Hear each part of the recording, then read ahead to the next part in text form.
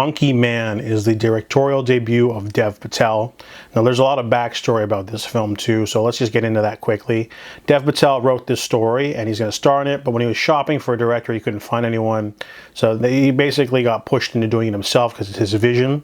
This is an action revenge story, but he tries to imbue a little bit more soul and a little bit more passion into the film. This is about the kid, or Bobby, that's his code name. Bobby manages to hustle his way to work in the kitchen of a high VIP club where a corrupt chief of police who killed his mother likes to hang out and do nose candy. So he has to infiltrate this sort of organization.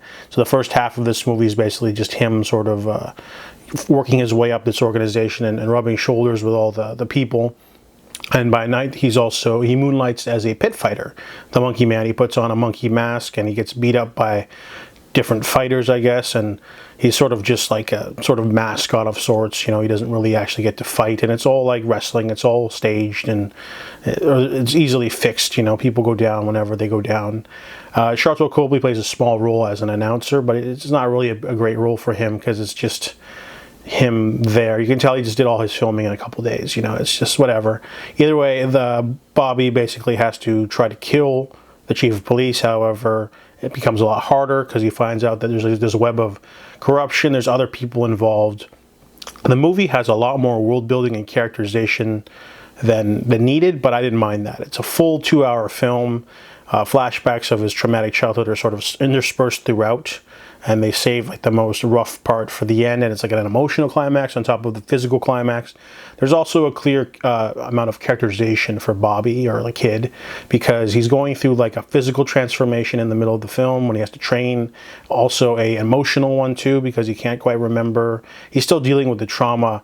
You know, when he's going for this revenge story, he's not really focused. He's kind of nervous and kind of shaky and kind of unsure of himself because he's not really like sold on it, I guess. But I really liked how this movie had a little bit more set dressing. You know, it obviously takes place in India, and there's a lot of corruption and classism and all sorts of like interesting sort of things in there, like themes, set dressing, you know, sort of little aspects that just give it a little bit more pizzazz, more ethnic flavor than just you killed my mom, I'm going to fight you. And then let's go on to the action.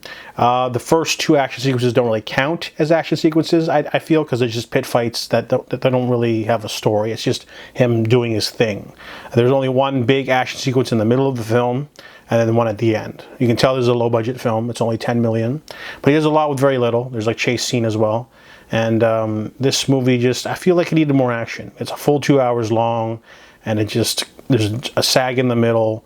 In terms of the way the action's filmed, there's a lot of swooping and sort of movement and close-ups to sort of hide the budget, I guess, because you can't really. A lot of people are comparing this movie to John Wick, which is unfair because Chad Stahelski and David Leitch, they were like action directors a lot before they did John Wick. So the action in that film was great, and so does the blocking and the stunts and the chases and everything and the fights, because they've had so much experience. But Dev Patel's directing this is the first time he's directing it. It looks pretty solid. It just needed more action. However, he does like to sort of copy this sort of camera isn't focused on crowds and stuff, and I didn't like that at all. You can zoom in, sure, to just sort of make it feel like there's more people in the room, but like don't do the unfocused out of shot thing. That I hate that. In terms of style, he copies a little bit of Nicholas Winding Refn's Drive. In terms of like the style and the cinematography is pretty interesting. Vibrant city life, landscapes and like the city and things like that, and the clubs, and very moody lighting for sure. And in terms of action, a little bit of like the Raid in there. There's a lot of like just fist fights really, and you got your whole fighting montage and everything. There's a love interest and things like that maybe, but overall pretty solid stuff. A lot of people were saying that this movie wasn't going to get released in theaters, but Jordan Peele helped him out. I'm glad that this movie was able to get a theatrical release. Need to see Dev Patel's passion project, and we'll see what he does next. Maybe this was just a one-off, but I'd be interested to see what he could do with a bigger budget. And I give Monkey Man a 7 out of 10.